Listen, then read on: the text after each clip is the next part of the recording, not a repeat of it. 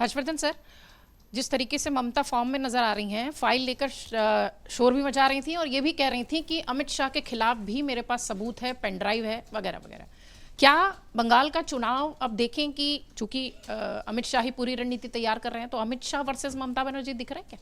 नहीं, अमित शाह वर्सेज ममता बनर्जी सीधे न कहें, लेकिन है तो ही। अमित शाह उसको ड्राइव कर रहे हैं और अभी से नहीं है, पिछले चुनावों से भी है।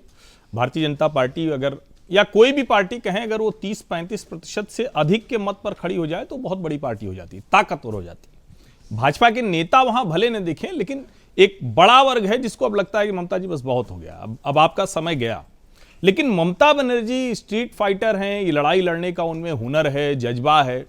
दिक्कत उनकी क्या हो गई कि उनके नीचे की लाइन एकदम साफ हो गई, कोई लीडरशिप अब नहीं बची हुई। टीएमसी में जो लीडरशिप थी, जो 2011 में सत्ता में लेकर आई थी, वो लगभग साफ है।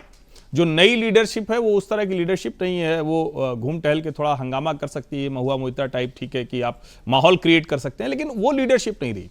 अभिषेक बनर्जी का जो कुछ भी है वो ममता जी के आधार पर है।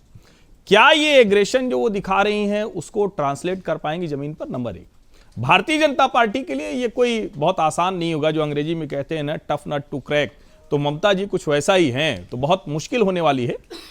ये सवाल पूछा जाना चाहिए कि क्या स्वतंत्र भारत में एक मुख्यमंत्री जो जेल से सरकार चलाने का असंवैधानिक काम करता है, श्रीमान अरविंद केजरीवाल, जिनको जनता ने सत्ता से बाहर कर दिया, दूसरी मुख्यमंत्री जो आज तक नहीं हुआ संवैधानिक, लोकतांत्रिक, संघीय, किसी भी पैमाने पर देखें तो ये शर्मसार करने वाला है। और अगर हम में आप में से किसी ने वो काम किया होता तो ईडी एफआईआर कराती और वो जेल जाता। तो क्या कोई मुख्यमंत्री जब ये करने लगे तो कुछ गड़बड़ है क्या?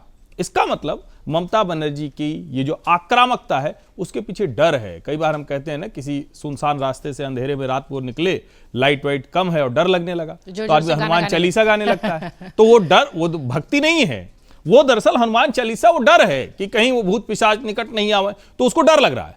तो ममता जी को अब डर लग रहा है, क्योंकि जिस तरह से वो फाइल लेकर गई है वो असंवैधानिक है, संघीय ढांचे पर हमला है। और मेरा तो ये मानना है, कल जो हाईकोर्ट में हुआ कि शोर की वजह से जज साहब ने कहा कि हम नहीं सुनेंगे, बाद में सुनेंगे, तुरंत सुनना चाहिए भाई। शोर हो रहा है तो एक लगता है, हमने भी कार्रवाइयां देखी, जज एक बार कह देगा तो पूरा कोर्ट खाली हो जाता है, कोई एक शब्द नहीं बोल सकता। और कलकत्ता उच्च न्यायालय के माननीय न्यायाधीश महोदय ने कहा कि शोर है इसलिए बाद में सुनेंगे।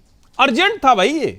और मैं तो सुनना चाह रहा था कि तृणमूल कांग्रेस बताती तो सही कि उनकी मुख्यमंत्री वहां क्यों गई थी प्राइवेट प्रॉपर्टी पर, अगर इस तरह की कोई रेड हो रही थी। मुझे लगता है पहली बार ममता बनर्जी का डर थोड़ा बड़ा दिख रहा है।